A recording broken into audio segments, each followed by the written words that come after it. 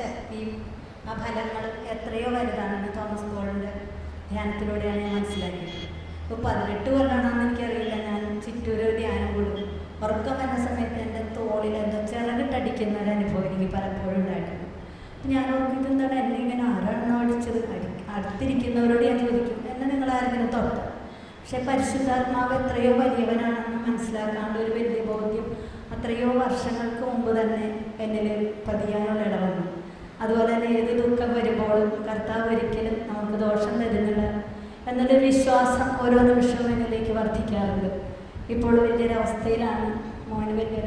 മരുമോനും സുഖമില്ലാതിരിക്കുകയും ഇപ്പം എല്ലാവരുടെയും പ്രാർത്ഥന സഹായം ഞാൻ അപേക്ഷിക്കുകയും ചെയ്യുന്നു.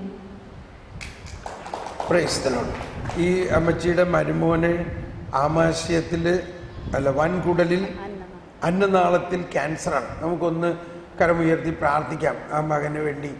അതുപോലെ മറ്റ് അനേകം ക്യാൻസർ രോഗികൾക്ക് വേണ്ടി ഒന്ന് പ്രാർത്ഥിക്കാം. ഈശോയെ സ്തോത്രം. ഈശോയെ, ആ മകൻ്റെ ക്യാൻസർ രോഗം സൗഖ്യപ്പെടും എന്ന് ഞങ്ങൾ വിശ്വസിക്കുന്ന കർത്താവ്, അവനെ പൂർണ്ണമായി സൗഖ്യപ്പെടുത്തണേ. ഈ അമ്മച്ചിയുടെ കരച്ചിൽ കേൾക്കണേ, ഞങ്ങൾ വിശ്വസിക്കുന്നു. അതുപോലെ ഞങ്ങളുടെ സമൂഹത്തിലുള്ള എല്ലാ ക്യാൻസർ രോഗികളെയും ഞങ്ങൾ സമർപ്പിക്കുന്നു.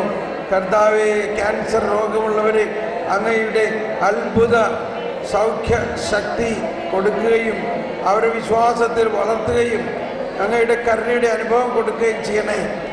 യേശുവേ സ്തോത്രം. Praise the Lord.